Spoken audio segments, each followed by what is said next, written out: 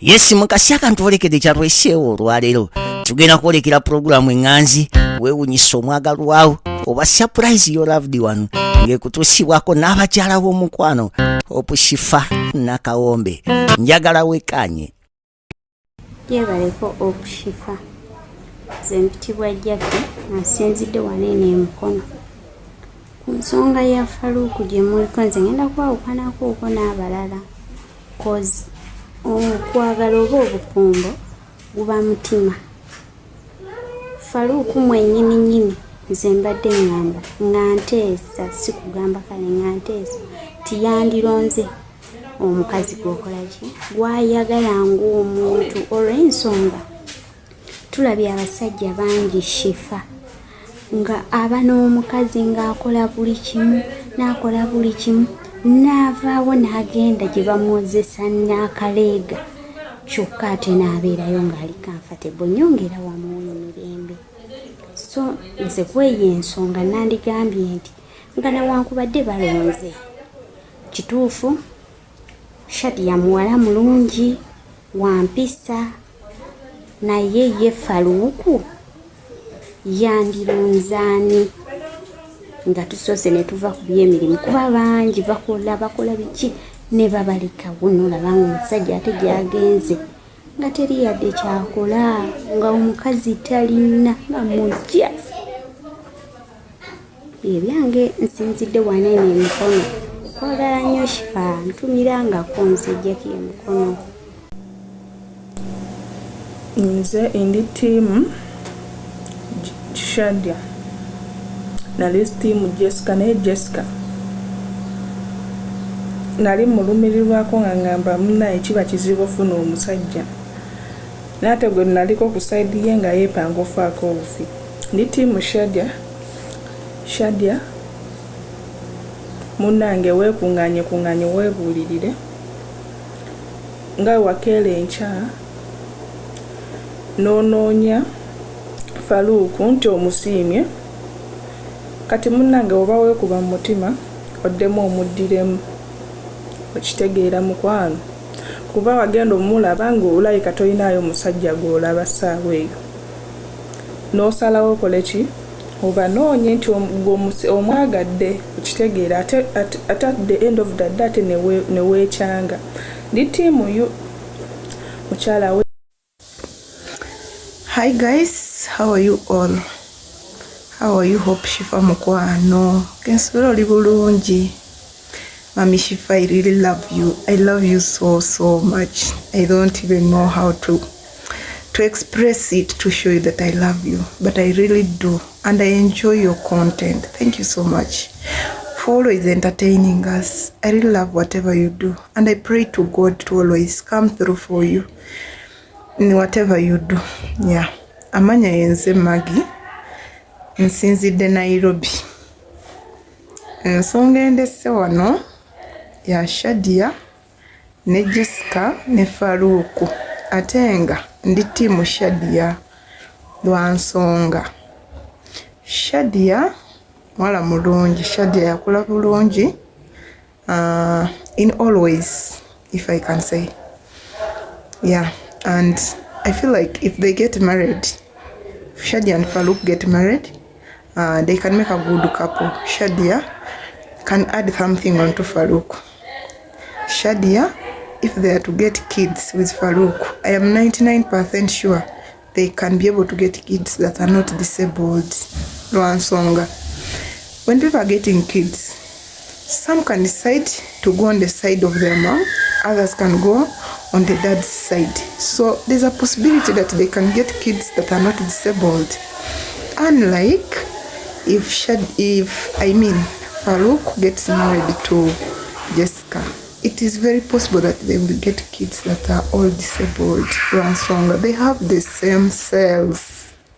They have the same cells. And I'm not saying that Jessica is bad. Jessica mwala mulungi in her own way. She's beautiful. Yeah. But not with Faruku. That's my opinion. Thank you so much, guys. I love you. And I sign out. Team Shadia. Nenga tuze mbongo Jessica yandibadde omuntu mulungi naye ebintu bya Jessica bitamwatamwamuko. Jessica ayagala bano bantu nga Jessica yeetaaga muntu kale yeetaaga sugar daddy,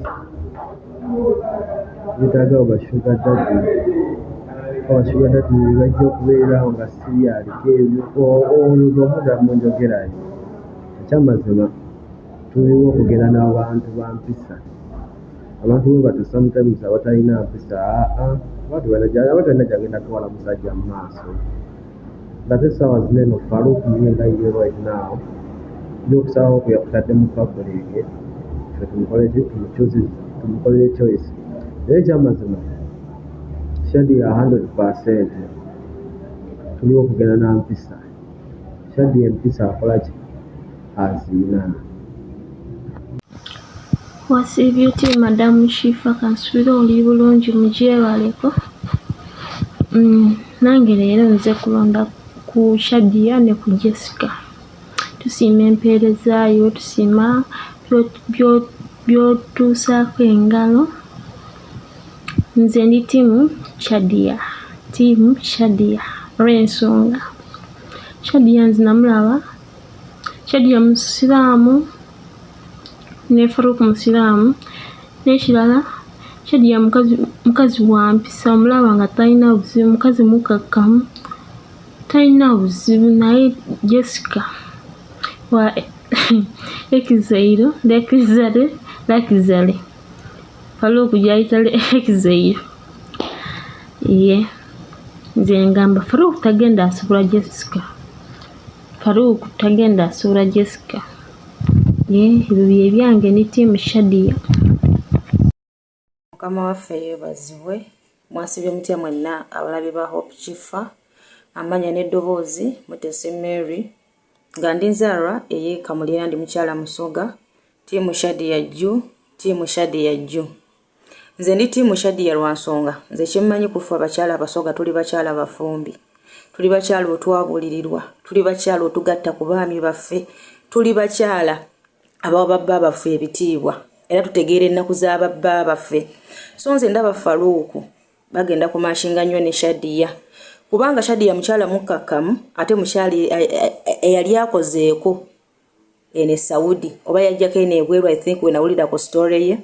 So kyengeza kugamba kyekiriwa Shadia yalina okubeera ne Faruku kubanga yazaalako alina omwana ne Faruku alina omwana. Ajja kubanga asobola okulabirira omwana wa Faruku. Naye Jessica muntu wa Lakizale. Faruku yeetaaga Shadia kubanga yagenda omuzimba. Shadia yagala bintu bya kudigidira, kugenda mu bidongo, kulya ssente, mala kuleeta mukozi, mala ate sobola waata, mala bikozi bitya. Kwegamba tabalirira nsawo ya bbaawe. Shadia ajafuna omuntu owuwe agenda mu bisaanyizo bye. Naye Shadia manya Jessica ajafuna omuntu owuwe agenda mu bisaanyizo bwe. Naye saa zino tuli ttiimu Shadia ne ttiimu Faruku must shine. Nsigadde Mutesi Mary nga ndisinzidde take. Izina nigwo Mugisha Brenda naija kuvotinga Shadia. Shadia is a wife material because Shadia can cook, as I can see.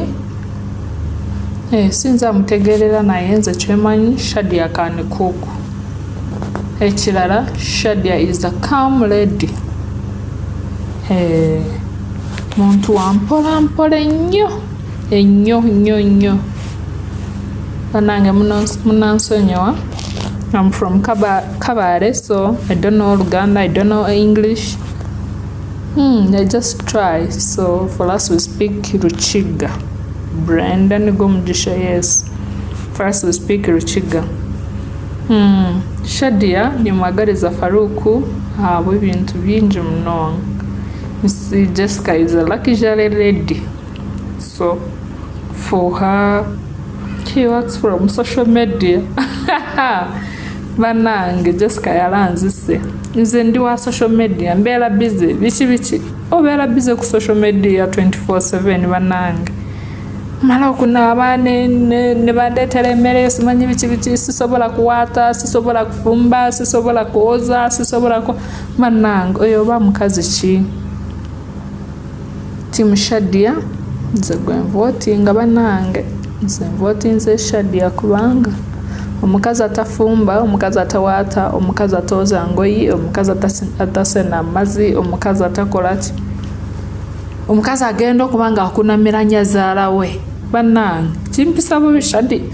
Shadia mukyala mulungi, ayambala bulungi. Bannange Jessica okunama, mpozi bagamba Jasi yakulangira okwetega. Jessica okunama, ogenda n'okunamira bbaawo, ogenda kunamira nyazaala wo. Bannange kinaalabika kita bambi. Kafaruku kava mu famire y'Abasiraamu. Abasiraamu manyi bambala bulungi, naye n'ogenda ng'omanyi bagenda kukwata video n'ogenda oyambadde siliti ng'ekomye eno bannange.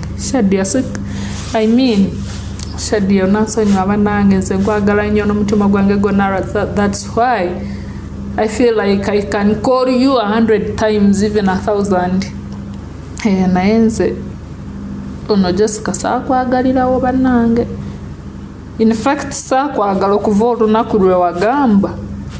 Nali nkwagala kubanga ekikula kyammwe kyekimu, naye kuva lwe wagamba nti n'olaba zino enjala zange ziwaata, zisobola okuwaata, nze nsobola okwoza, nze bannange wantama bannange. Omusajja omukazi atafumba, atooza, atawaata, atakola ki, kati gwona akola ki mukazi wattu?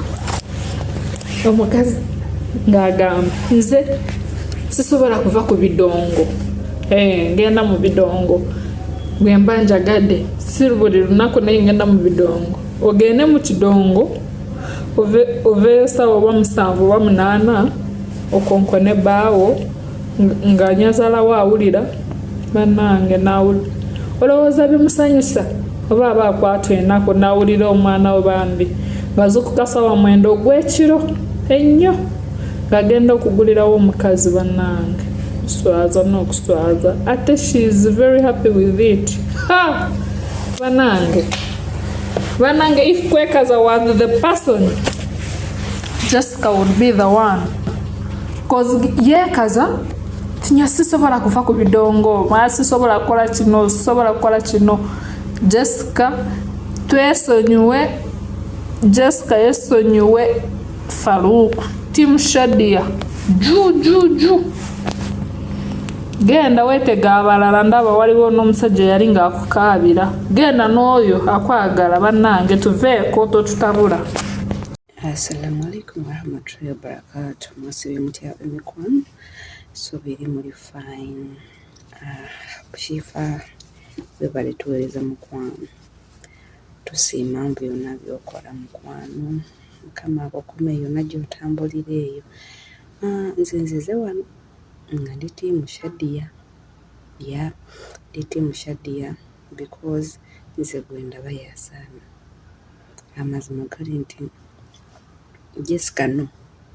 Jessica for me no. Kuba egyo emikozo n'emirago newaba mwanyinaze nabanga gwalese mukwano, nze mba tetugenda kwatagana azimulamu. Egyo emikozo nedda mukwano, banenze anyiiza. That's why I'm team Shadia ju. Nsinzidde wano e Saudi Arabia, ndi team Shadia kubanga yasaana Faruku oliowa simanyi ziti Lekizale ya Lekizale life, agenda anoonyeko baana abalala aba Lekizale life. She's class above. Faruku katwale muuni, katwale Shadia kuba nze ndaba ebeesaana. Ono wa class above tumuleke yanoonye ba class above baane bagende mu kilabinga bikoze bitya. Nkati mu Shadia. Assalamu alaikum warahmatullahi wabarakatuh. Sibye mutya mikwano, kansubire muri bulungi. Nze kansoke mbebaze. Mwebale kuwagira Madamu Shifa. Mwebale kumwagala, kwagala programu ye. Mwebale na kumuteekamu bwesigwa. Era mbasaba tumuwagire, tumwesige.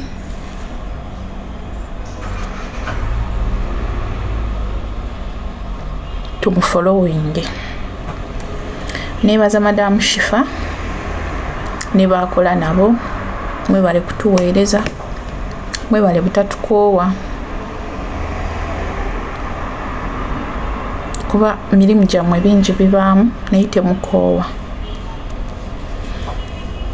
Nze bampita Olivia nga nsinzidde wano Iraaka. Nze ku nsonga ya Shadia ne Faruku ne Jessica. Nze ndi ttiimu Shadia nga sinabeera ttiimu Shadia, bonna bakyala balungi. Jessica mukyala mulungi, Shadia mukyala mulungi. Jessica mukyala wa ddiini, Shadia mukyala wa ddiini. Naye nze ndi ttiimu Shadia. Ekisooka, Shadia mukyala wa mpisa, teyeeraga, teyeemanyi, mukkakkamu. Kyekisookera ddala. Ekyokubiri, mukyala mukozi, bonna bakyala bakozi, naye Shadia mukyala mukozi atali wa luxury. Nti omukyala owa luxury kiyuma ng'okola mu State House kuba ne byakozesa byonna bibeera bya luxury. Ate ffenna tukimanyi bulungi mbu ssente y'omukyala terabwako. Nze nsobola okubeera nga nkola naye nga lipstick, lip shiner, buli kimu nkisaba ggwe kuba ssente yange. Ensonga ya Shadia eno, Shadia asobola okugumira embeera nkaddemu. Shadia asobola okugumira embeera kuba ye si wa luxury. Kyonna ekibeerawo asobola okukitetenkanya. Ekitali ku Jessica nti Shadia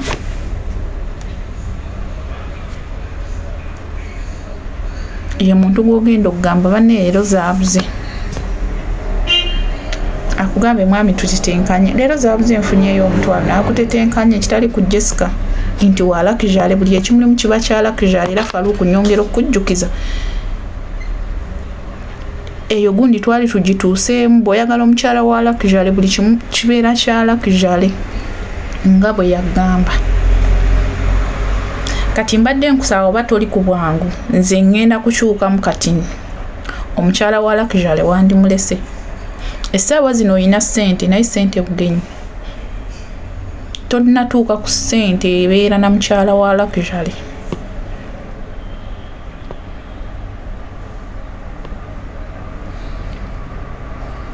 Sekyo ng'otugamba ogenda mu mala mwaka gumu myaka 2 ojje wano otukaabire nti omukyala gwe twakufunira ku social media yagenze n'owa luxury. Sikumalamu maanyi.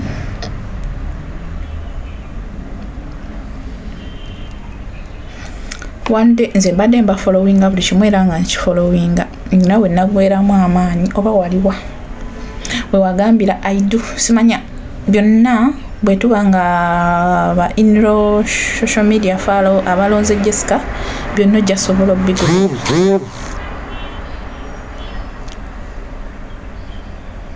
Mukwano ogenda bigumira lwa nsonga okyayinawo ssente. Okyayinawo ssente. Ekitali ku Jessica, ekitali ku Shadia, nti Shadia buli mbeera ate buli mulimu asobola okugukola. Bw'obanga omutandikiddewo akalimu nti kanyaanya asobola okukakola. Ekyokubiri kyenjagala okugamba Faruku, manyi tutunuulidde nnyo abawala ababiri naye tetutunuulidde Faruku. Faruku abaana b'abendi omutima guganya osalawo, naye nze mmanyi omutasalawooko.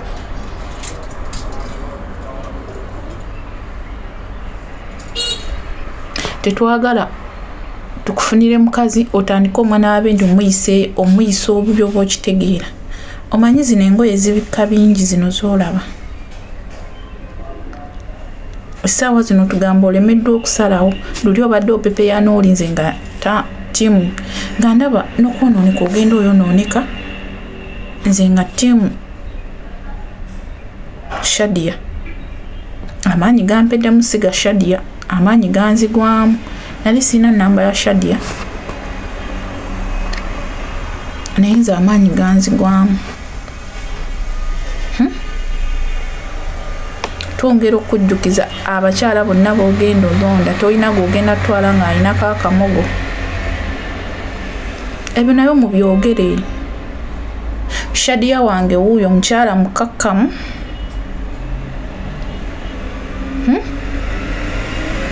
si kutuuka eyo mumuyisa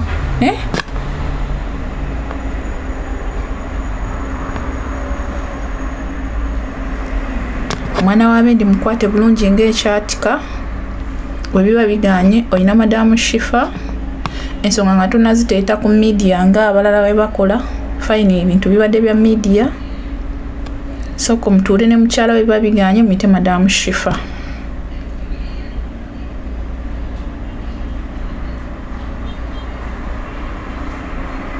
muyite madamu Shifa ensonga zammwe azituulemu nga tezinajja ku media kuba kati mwe mukyali baana bato okitegeera nga bwe waganye omutima gwo gukulonderewo omuntu gw'oyagala teri kyanyiza lulinga omuwa ekimuli bane nanyiga naye nga mpulira essanyu ngamba yoyo Faluuku waffe amaze n'atujjukira naye nga obusungu bwe mpulira buli butya nga mpulira obusungu mu nnaku zonna z'omaze ne Jessica n'otuwamu obwo obunaku sebo otugamba nti content n'otujjukira kale nange nawulira essanyu nga bagganyemu kale nawe beerayo eyo nga kikuluma ate ogeza n'otukyawa naye nze ŋŋamba nze ŋŋamba bwe nti Faluuku lemera ku Jessica laba wembyonoonyi olaba Faluuku nawe wennyini salawo ffe tuli tiimu Shadia naye nawe wennyini olina okusalawo omanyi nawe oyinza okubeera oli wa Luxury okitegeera nga just wabadde oba otugezesa bugezesa naye ffe kyolina omanya tuli tiimu nze ndi tiimu Shadia ndi tiimu Shadia okitegeera ekintu ekyo omukyala wa Luxury ogenda mutwalewako omugambe bebi mbempereza ku mazzi agambe waliwo ekidongo kansooke ngende ndabe balanga ssente mmeka kansooke mala okugenda ofuna tiketi obudde buyise ayite omukozi naye kamaama okalaba ate kali hands kali beautiful okana kabindi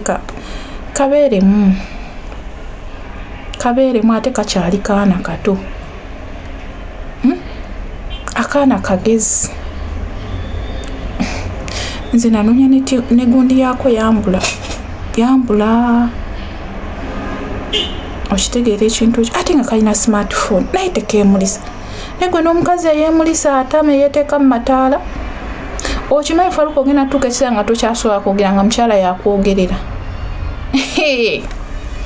ffe tubataddeko aga abiri tiimu Shadia aga tiimu Shadia ekisooka abuukira bwaba bali mu kwogera n'atootooma ndi tiimu Shadia naye ensonga zange 3 Shadia mukyala mukkakkamu ate abasajja batwagalako matu ne wobeera omulungi ne wobeera omugagga naye nga tolina matu tebatwetaaga baagala omuntu omukkakkamu anaamanya nti nze ndi mukyala ono mwami wange era buli musajja yenna awasa omukazi omuwa ekitiibwa naye kati waba muganda waffe oli ekitiibwa teyakitulagirawo wano mu bantu kati we banaabeera ababiri ekitiibwa anaakiwa mwannyinaffe.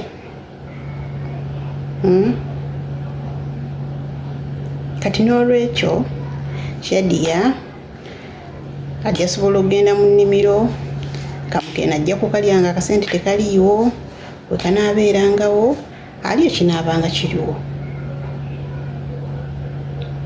naye amateeka ga muto waffe ate oli tegajja kusoboka ffenna abakazi. Ndowooza kino kiyinza okutuwa ekyokuyiga. Buli musajja yenna oba afaanana atya oba mwavu oba mugagga omusajja ayagala kitiibwa. Tetuyinza kukeera ku makya n'omuyisaamu maaso n'olowooza nti musobola obeera naye. Kuno si kuyisaamu maaso wabula dating eno yeeraga nti omuntu ono musobola oba si musobola. Faluku tasobola Jessica wakuleka ng'agenda kugezaako bakumi mu kkubo. Ebintu bya Jessica byayagala birala nnyo ate omulenzi ng'obusobozi tabulina wadde asobola okuba nga abulina naye tasobola kubituukiriza oli byayagala naye ate ng'ono bajja kukola agamba atya Hope Chifa ono mute Sofia mbeerako munange mbeera kira nze ndi Team Shadia kubanga oyo musajja oyo muwala wa Lakizale Faluku ayinza obutamusobola amuleke Lakizale. Assalamu alaikum warahmatullahi wabarakatuh. Amanya gamapitanisha mu Team Shadia because mukazi oyo yali humble, mukazi mukozi, mukazi wa mpisa. Hi Shifa. Nze Sylvia ndi wano Jordan. Nze nonda Shadia. Shadia muwala mulungi is a humble girl. Ate nga ba same religion ne Faruku. Nabwomulaba when you see her. Her personality. Muwala mufunyi agenda kufumba bambi. Naye nga Jessica Lakizale. Faruku tagenda musobola kyekituufu. Masibye omutyaba mikwano kasubire muli bulungi. Mami Shifa ne tiimu yo mwebale tuweereza.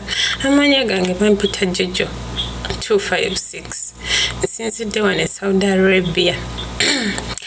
Nzize okulonda naye akalulu akange nkawa Shadia. Olw'ensonga Shadia mukazi omukakamu tamaguka. Ekyokubiri nze okusinziira engeri gye ndabamu Shadia mukyala mugumiikiriza amanyi kyayagala. Mukyala mukozi okusinziira bwe mulaba amanyi buli kimu. Shadia awaanyo abantu ekitiibwa.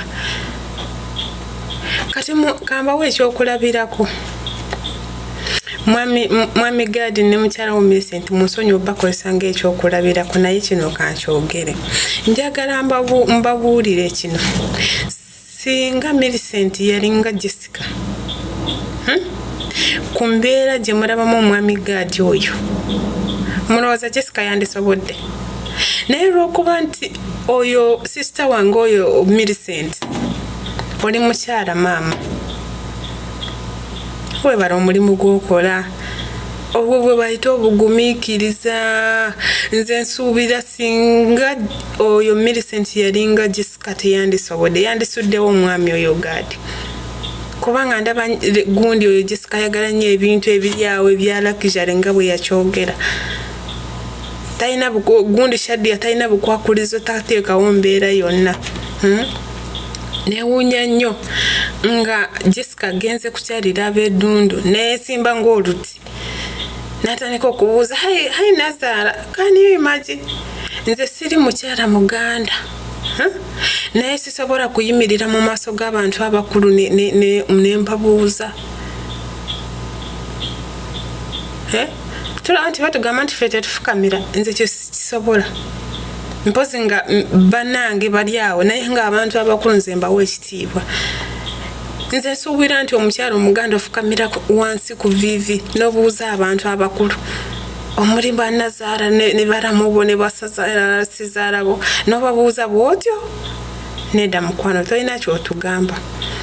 Wama Team Shadia juu Bannange mbagaliza ebirungi. Shadia and Farouk must shine. Katonda abankuumire.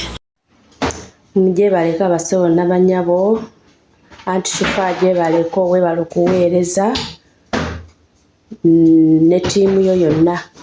Lamanya gange bampita Sarah nga nsinzidde wano Abu Dhabi. Nze akalulu kange nkawadde Shadia lw'ensonga Shadia gambye mukazi mulungi, kyokulala si mwemakuze, kyokusatu yakuzibwa n'empisa, ali humble. Ke kalulu kange nze nkawadde Shadia ate baamubuulirira. Even zo Jessica naye baamubuulirira naye si kikula nti oba twagala Jessica adde wa Farouk naye nedda. Shadia kyemmanyiko mukazi ajja kufumba, amanye ennaku ajja kufumba. Shadia ju Shadia ju bakwe bali kutuweereza abasakusubscribinga n'abalayikinga n'abakomentinga. Thank you so much. Temukyanga okwo tiimu Shadia kwesiba. Timu Shadia ju era akaloka nkagenda wa Shadia naye Shadia ekinjagaza Shadia mukakamu mukyala wa mpisa muntu mulamu banzikirizeemu ne Farouk so kitegeeza basobola okukwatagana. Shadia mukyala mukozi amanya DJ Moguli muli nsinzidde wano Saudi Arabia naye nze kyengamba Shadia aveemu okwekwatakwata. Shadia yagala omusajja naye Shadia yeekwatakwata. Nze olunaku lwe namanya nti Shadia yagala omusajja olunaku lwe baamugamba kati tugambe ekisembayo mbukati kale bikome wano bikome ku ddiiru ki Shadia and Farouk must shine. Naye kyenjagala okugamba Shadia wejjeemu ebintu oki bakiyita batya bannaye sagala kola video mpanvu bakiyita batya ayinamu oba olusonyisonyi ate olw'ekisiru. Shadia ayina empisa naye waliwo mwana Shadia bajja kuutula naye beera mu ekale ufunamu kuwali akantu ka Jessica nawe beere gumite leka kubeera mbate ate naye buli ajja kakati muganda wange bajja kuwutulira mu bufumbo. Zedi timu Jessica naye tekijja kuŋŋaana kwongerako. Alo you opusifa olyotya mami waffe omulungi gamba otya jaso olyotya gyoli oli bulungi kwasiba kamera mugamba ki naffe tubabuzizzaako opusifa okola ebintu ebirungi bannange naye tebisangika omuntu nosobola okugatta abantu omuntu nosobola okugjayo amazima kyaba akutumyeko otuukayo oli akwesa amazima naye mu dakiika nga 10 ate n'agakubuulira. Katonda yakuwa ekiyonjo kituddemu ggwe ekirungi ennyo ogenda okijjayo bulungi. Ekyo nakyo kirina okukyebaliza ara kati nze okulonda akami amaanyi agange bampita Kamusiime Sharon okuviira Embalala. Omukazi munyankole Uganda siboogera bulungi gezaako wejogedde obubi munsonyiwe bannange abatulaba mwenna. Nze okulonda Shadia ne Farouk olw'ensonga eno wammanga. Manyi Shadia omuntu ayambala obulungi nakyo kirungi. Shadia asobola okutuula awo n'awuliriza bbaawe naye ekitali mu Jessica. Naye Jessica yagala obeere nga yegwe omuwuliriza naye gwe aba tayagala gwe omuwulirize.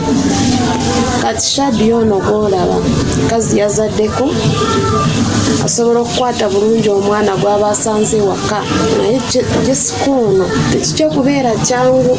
Ekyo nakyo bannange mukitunuulira ajja kusanga olina omwana atandika okumuyisa obubi naye Shadia ku lw'okubeera n'omwana ayina omwana ate ate yazaalako n'onaayina aba alina okubakwata obulungi.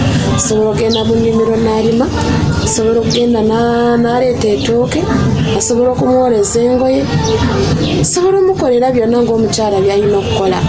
Manye abasajja bano ofuna okufumbirwa, abasajja n'oba olina essente z'enkanaki aba ayagala lye ku mmere gy'oba ofumbye wenga n'ofumbira bbaawo n'omuweereza. Ate ono atasobola fumba emmere y'ebbaawo aligiryako ddi? Bannange nakyo n'ekyo tukirabe.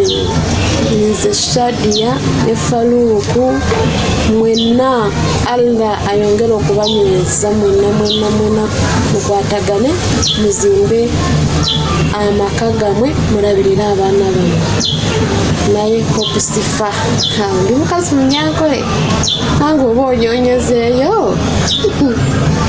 Kale bye nako olungi.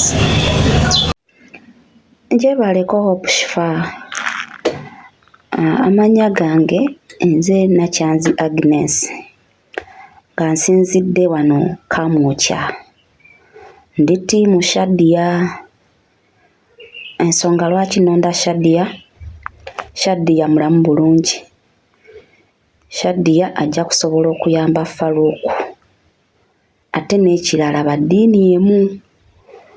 Ekyokubiri, Shadia asobola okulima, asobola okusenya enku, tajja kubanga Jessica, kubanga Jessica ebintu bye bya bbeeyi, ayagala bakozi.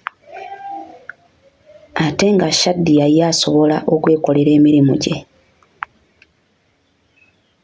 Weebale tuweereza era weebale kwagala nnyo bantu Hope. Mukama akuwa omukisa. Ffe tubeerayo eno mu Kamooli nga tukulaba tukulengera mpola mpola. Naye nsinga nnyo okulabira ku YouTube. Mukama abawe kye musinga okwagala. Bannange Jaasi ttiimu Shadia. Bambi Jaasi nkwagala nnyo. Assalamu alaikum warahmatullahi wabarakatuh. Zote wasibyo ekitiibwa madamu waife omulungi Hope Sifa. Kindeese wano nsonga za mutima za Faruku ku bakyala ababiri. Nze njagala kwogeramu bwe ntyo nga nze amannya bampita Fadde Namugerwa. Nze ku nsonga za Faruku mpagira awase Shadia. Faruku tasobola kusobola Jessica grade zetaaga afumbirwa omusajja omugagga eza babasi mugagga omuzeeyi gwalagira. Faruku genda ne Shadia mukyala mufumbi teri muntu asobola ayakolako bwakadaama atasobola kugumiikiriza mbeera ya bufumbo. Jessica batali sente tosobola kumusobola. Faruku weebereremu n'okulonda tebandironze. Jessica agenda kupanga n'abafere bamukolere vidiyo ne bwayitamu naye Faruku genda na Shadia ye mukazi akazi olujja Jessica mukyala. Oli musajja musiraamu.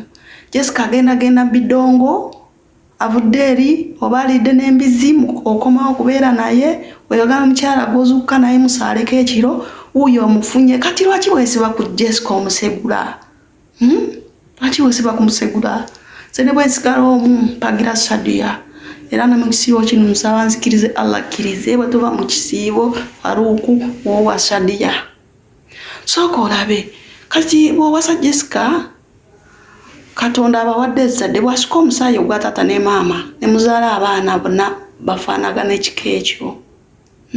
Va ku bino mbu Jessica akutwala wano nawali ofune awantu wapya tebikola.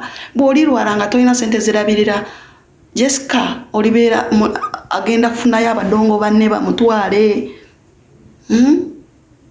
Agenda kufunayo abadongo banne bamutwale. Jessica aliwo kulwa sente anoonya nkuba kidaala.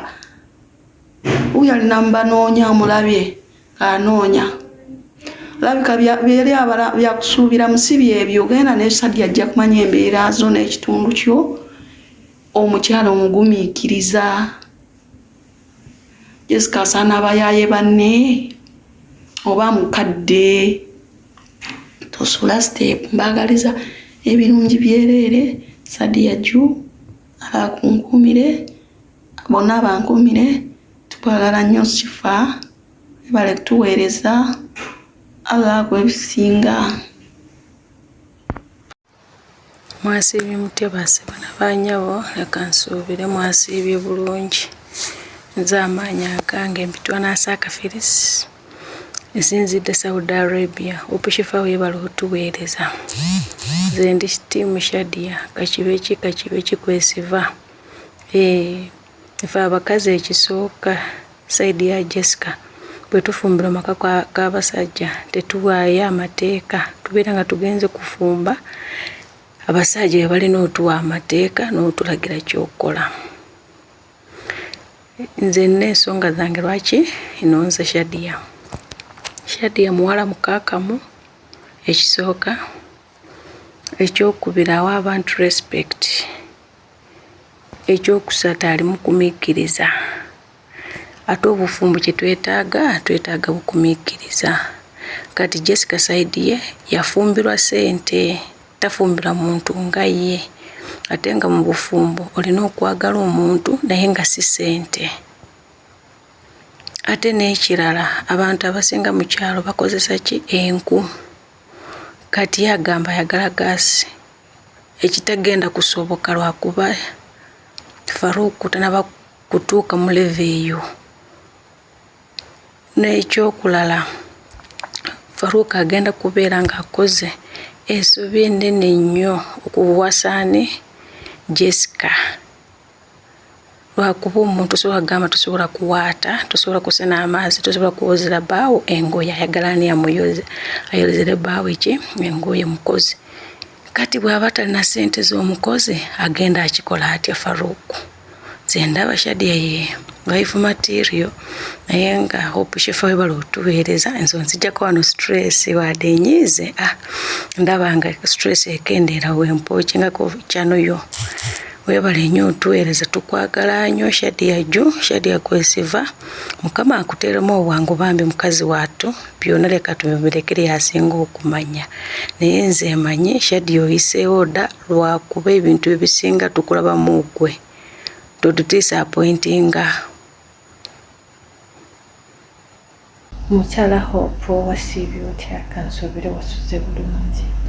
Emirimu gyebaleko erinnya nze Janaati basinzidde wano Abu Dhabi banange Jaasi oli otya wa mulondolondo.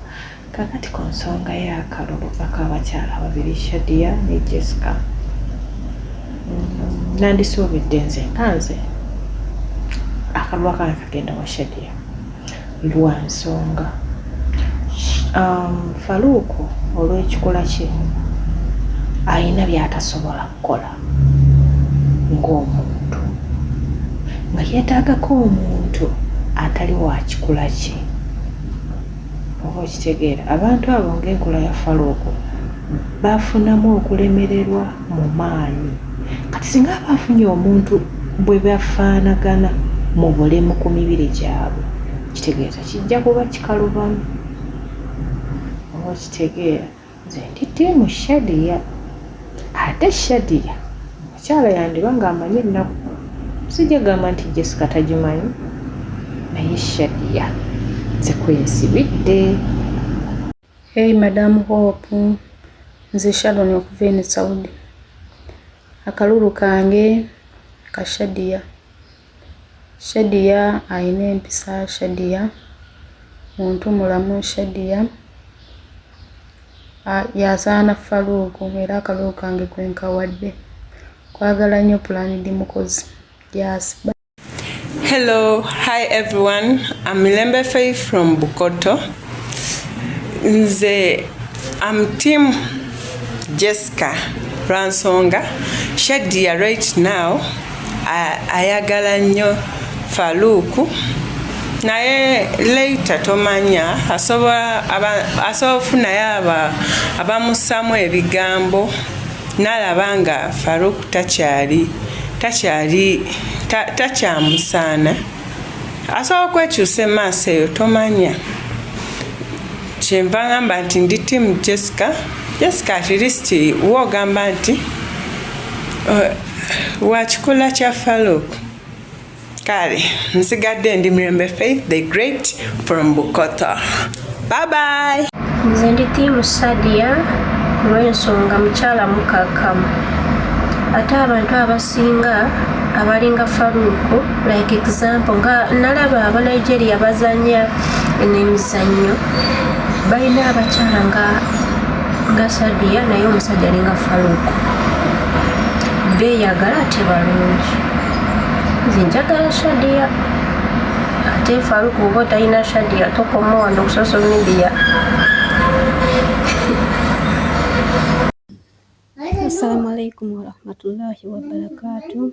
Madamu Shifa ogamba otya mukwano, weebala emirimu gyonna gy'okola, weebala okwagala abantu b'eddundu. Bannaaye tukwagala nnyo, nze nkwagala nnyo nga nze ndi tiimu Shadia. Ne Jessica mwagala ku lw'obugumu bw'alina. Jessica muntu mulungi, muntu w'abantu, ayagala abantu lwakuba nti yagoba abafaluku naye omulaba bw'aba nga ali mu bantu bambi abeera musanyufu, yekkiririzaamu mu buli mbeera yonna gy'alimu, yekkiririzaamu ng'omuntu. Naye ekinnamulabyeko ekibi kugamba nti tayagala bantu wa Faruku, tayagala kufumba, tayagala kugenda mu ate omusajja yenna bw'aba agenda okukola ssente aba amanyi aleseeyo ekitonde ekikyala ewaka ekirina omubudaabuda, akomewo nga kyayayidde anywe oba akomewo nga lanki ng'alya mmere. Naye Jessica aswazizza nnyo abantu b'e Kaliisizo Masaka bannaaye nga tuli bakazi. Naye Jessica atuswazizza. Luckily talina gy'emutwala kubanga mwana munnamasaka alina okulaga kikyali naye ate atuswazizza. Naye eyo kanveeyo mpagira Shadia lwa nsonga. Shadia mukazi mukakkamu. Katusabe nti ekyo kyasirika n'abeerawo ng'asirise nti ne ku mutima ze empisa z'alina. Twagala omukazi agenda okuwa Faruku emirembe, twagala omukazi agenda okukwatagana ne Faruku, twagala omukazi agenda okuzimba Faruku. Faruku musajja mukakkamu. Faruku ebirowoozo byo byonna enjogera yolaba ng'ayogera nga musajja si bano abayaayi. Enjogera ye ya buvunaanyizibwa, pulaani ze zonna za buvunaanyizibwa. Ebintu byabikwata kintu kikulu. Faruku ye muntu gwe ngoberedde nga ndaba. Ne bw'abeera mu bafamire ye ne boogera kino ne boogera kiri, Faruku abeera mukakkamu, taleekaana nabo, awuliriza buli muntu. Faruku bamumenya omutima luutu eyasooka, ffenna kyatunyiga. Naye Jessica bwe yajja ne ŋŋamba Jessica agenda kuzza Faruku waffe waggulu. Naye ku byakola Jessica first time okumiitinga famire ya Faruku najja ng'ayambadde olugoye nga luli eri. Omwana munnamasaka, abaana b'e Masaka nga tebatera kweyisa bwe batyo. Oyo omwana oba yakulira wa? Bannaye newankubadde yasoma, bangi basoma naye babikkako. Madamu Shifa tosobola kgenda ku busezaala ng'oyambadde nga Jessica bwe yali ayambadde. Faruku n'amugamba buuzaako ku maama wange, n'amugamba hayi nazaala newankubadde luzungu. Gy'akuliddeyo datalabangayo bakamwana bafukamira kubuuza bannazaala oba basezaala.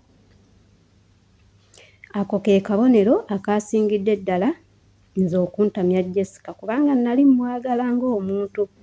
Embeera ze zonna kuba nti nno yekkiririzaamu, ali muntu ayagala okuyigiriza abalala nga bwe bali. Naye okugamba nti nno famire ya Faruku bajje lwa Sande na lwa Mande baba bakola, olw'Essande baba mu meeting. Kati bakyale ddi? Maama w'omwana aba alina okujja ewaka alabe mutabani we, baganda be balina okujjako ewaka nga omanyi ebyekyalo tebiringa bya kibuga.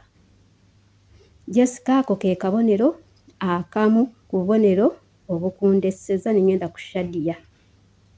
Naye Shadia tubadde tukwagala era tomenya Faruku waffe mutima, Katusabe awo wabadde ogambira mbu bikome wano biki, tusabe munnaye weekube mutima ojja obeere ne Faluuku mwezimbe. Naye kano njagala nkayiseewo bannange, Madaamu Shifa talina buzibu bannaaye, abamuvuma abamuwalampa. Madaamu Shifa ebyo byonna by'abadde akola abadde awa Jessica chance kulaba nti Jessica yeetereeza. Kyovula nti ne Katonda abantu ababi tebafa. Abantu bagamba lwaki omubi tafa? Katonda aba akyamuwa chance yeetereeza, era bwe yeetereereza wolabira afudde ng'omanya yeetereezezza. Katonda aba amuwa chance yeetereeza atereere mu layini. Kyobula Madaamu Shifa buli kimu ky'abadde akola nze kibadde kinnyumira lwa nsonga abadde alina ekigendererwa nga ye ng'awa Jessica chance alabe nti Jessica bino bye yayogera mu kusooka yeetereeza. Naye nga Madaamu Shifa talina sayidi. Madaamu Shifa mukazi mulungi aliwo kugatta. Ate ensonga ze azikwata kintu kikulu nnyo. Madaamu Shifa weebale nnyo mukwano, Mukama akuwa omukisa, weebale kwagala bantu b'eddundu. Lwakuba twali tulinawo ebintu bye nnali njagala bye nnali nakusuubiza naye nafunamu obuzibu, nagenda ne ndwala, ssente zonna ne nzitwala mu ddwaliro. Naye njagala okujoyininga ku bantu famire y'eddundu eyo, naye kansabe Mukama gye bujja eyo kandabe kubanga bambi famire ennungi, nagiraba famire ennungi. Naye nga weebale nnyo, weebale babeererawo, weebale kuba mukazi mulungi, weebale kuba mukazi wa buvunaanyizibwa. Madaamu Shifa buli kimu ky'okola nze nga nze omuntu nsiima, era nze ndi ttiimu Shadia. Shadia and Faluuku must shine. Faluuku mukwagaliza obufumbo obulungi gwe ne Shadia. Naye nga ne Jessica bambi temumukyawa, asigale nga waakiri, asigale mukwano gwaffe, asigale nga mukwano gw'eddundu. Jessica tonyiiga, teekawo okugatta ng'omukwano mu famire ye mukwano, kubanga nze kyendabye Faluuku tagenda kukusobola. Ebintu by'oyagala bya bbeeyi. Eddundu tosuubira nti Faluuku alina obusobozi obugenda okukuliisa enkoko ne chipusi buli lunaku. Ebyo bibaawo, naye nga n'ekirala Jessica mukwano, bw'oba ofunye omusajja omulala ago amateeka bambi toddamu gateekawo.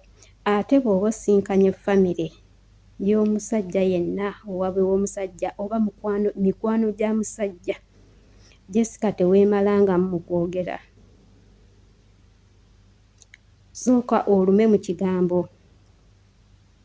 Olaba Shadia engeri gy'akolamu. Shadia asooka kwerowooza. Madaamu Shifa agenda n'amubuuza ekibuuzo n'asooka yeerowooza. N'alowooza n'ayooka addamu ekibuuzo. Jessica teweemalangamu. Waliwo ebintu ebitoogerwa ng'oyagala obufumbo oba ng'okyadde awantu. Osooka kwetegereza society, naye ng'obubonero obusinze abantu bonna ogamba nti Faluuku takuwasa. Shadia bigambo by'oli mukalu nnyo nnyo nnyo nnyo nnyo. Tetugaanye obukalu bwetaagisa, naye ate osusseewo. Omukazi tayogera bw'atyo. First date n'ogamba Faluuku mbwa ennyambala. Can you imagine? Omuntu asinkanye first date yo n'omusajja. Mukwano, wabaawo ekintu ekisukka obaako olinnyamu siteepu. Naye nga Madaamu Shifa bambi abakuvuma bakuvumira bwereere. Toyina musango, buli kimu ky'obadde okola obadde obawa chance, kubanga omuntu ogenda okufuna patana wo osooka kwetegereza, kwewa budde n'omanya patana wange kino akyagala yeeyisa atya, kino kyaŋŋambye ddala kituufu akikakasa. Era enkola ye eyo nagisiimye. Olisenga omutuufu owa Nnamaddala. Osaana n'okugulwa ku mikolo ku bawala bagenda okufumbirwa n'osooka obatuuza n'obagatta n'olaba ki ono yeetaagisa. Naye nze mbadde ndaba gy'olaga obadde teweekubiira naye ng'oyagala kuweerawo ki Jessica chance oba akyuse oba akola ki. Naye abantu kyebadde bakuvumira naye nga si kibi. ndabira jjaaso oyo omugambe mutumiddeko. Sigadde nzina amagifuti wano UAE Abu Dhabi. Nze Viola sinzidde Kenya, nze mbakira Shadia. Shadia mukazi mulamu bulungi eri Faruku. Faruku alinga mulema akale. Kati Shadia ayinza okumukolera emirimu gyonna ewaka, nagendako mu nnimiro nakola buli ekyetaagiza, naye nanoonya ku ngu nafumbisa ye wa mbeera zonna. Ye awaniriza abagenyi, wa mpisa nnungi eri abantu ba Faruku. So nze mbakira Shadia, akalu Gawadi Shadia, mukazi mukakamu, si wa ndongo. Ate ne Faruku bamakingana, kuba Faruku naye si wa ndongo. Sakange Gawadi Shadia. Sigamba ndi Jessica mubi nedda, naye mulungi. Naye ku mbeera ze yeeyisaamu ayagala bikolerere, ye tayagala akole, ayagala muleetere kibeera awo nga takinoonyeza kimusanga ewaka. Bye byange Tiimu Shadia juu. Amannya nze Peace, sinzidde wano Saudi Arabia, ndi Tiimu Shadia.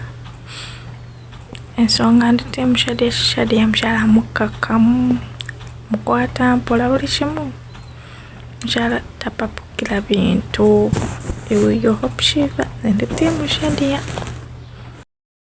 Assalamu alaikum warahmatullahi wabarakatuh. Nkuba mutya Team Hope Shifa.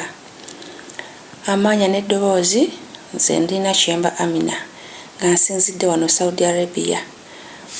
Nze ndi Tiimu Shadia okusinziira ku zino ensonga w'amanga. Jessica si muwala mubi.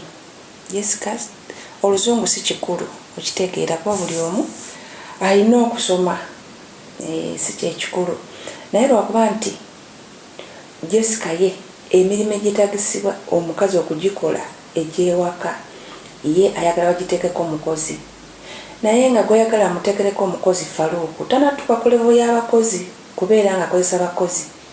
Faruku levo gy'aliko yakutetenkanya afune akasente akalabira famire gy'aba alinayo waka nga mukyala we nga baba bagaseko n'abaana baabwe, okitegeera. Naye kati ye abeera awo tayagala kufumba ku sigiri, tayagala kufumba ku nku, tamanyi kukima mazzi, tamanyi kuwaata mmere, tamanyi buli kimu. Bannange siteeke gy'aliko si ya Faruku, si mu bubi. Ekyoluzungu si nsonga naye nga siteeke gundi oyo gy'alina Shadia, Jessica si ya Faruku. So Shadia ye ajja kukola emirimu gy'ewaka nga ye omukazi, okitegeera kuba agisobola. Naye kati ye Jessica omugamba kino na kino ng'akolaga enjala bw'ati ayagala kudikida. Fine, buli mukazi ayagala okumukolerera, kyo kituufu. Naye emirimu gy'ewaka mukazi yalina okugikola, okitegeera ekintu ng'ekyo. Naye nga nze ndi Tiimu Shadia jju. Gadi Eddundu mbatumidde mwena, Menta, Balito Hope, baani mwena mbatumidde, mbagala nnyo. Bye bye. Mami Hope ne Jasi mwe bali kuweereza bannange, nze Irene Wanene Kata ku nsonga ya Faruku ne Shadia ne Jessica. Nze ndi Tiimu Shadia. Shadia mukazi mukozi, Shadia jju. Shadia mukazi mukkakkamu, Shadia mukazi buli kimu nze nkiraba mu Shadia. Shadia ajja kufumba, Shadia abadde mukkakkamu, embeera yonna ebaddewo ffenna tubadde tubiraba, naye Shadia abadde mukkakkamu. Teri awulidde ku kigambo kya Shadia yadde aveeyo nti n'agambe nti no kino. Shadia abaddewo nga mukkakkamu mu mbeera yonna. Ekirala, Shadia mukazi mukozi, kebeereyo Rakizale gye boogerako. Shadia Rakizale naye mwennyini asobola ogiteeka mu bbaawe n'agamba nti kati mwami wange akasente ko tukakoze naye leero tulya awutu, sigenda kukwata mu kiyungu.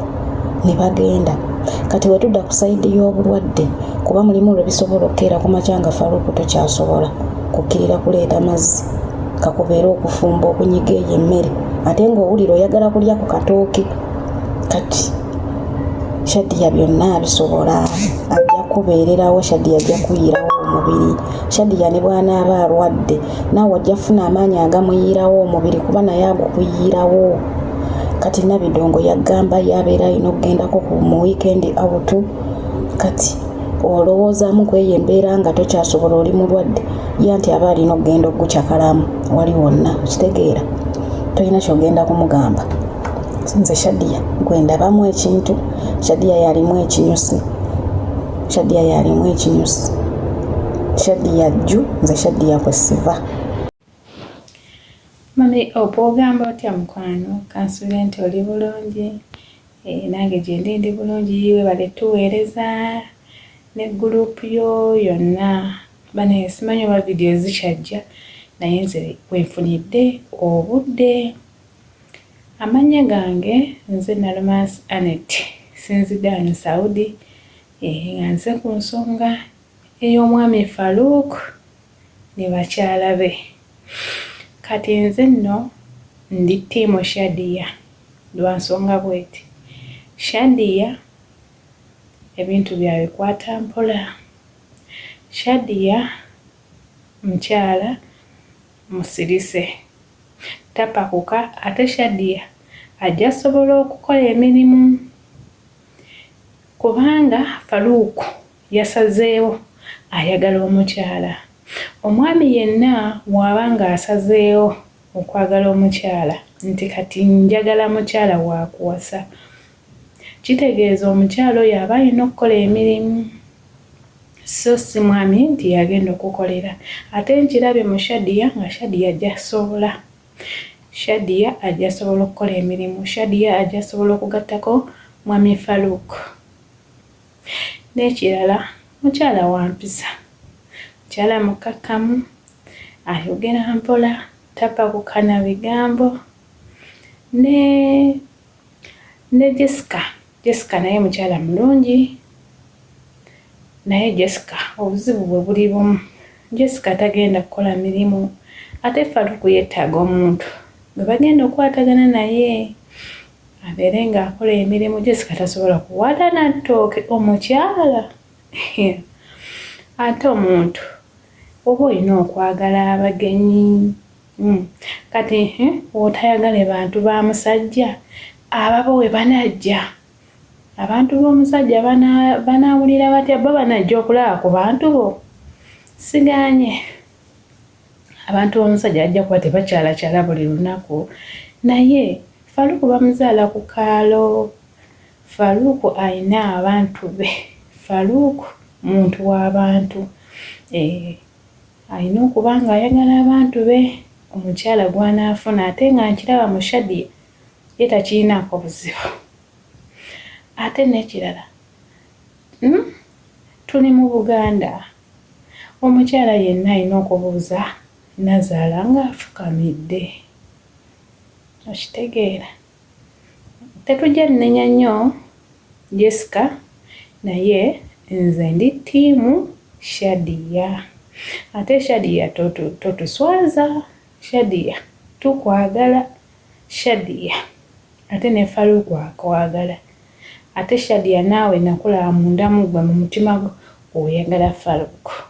So mbaagaliza ebirungi nga Mukama asazeewo nga mugenda beera mwenna.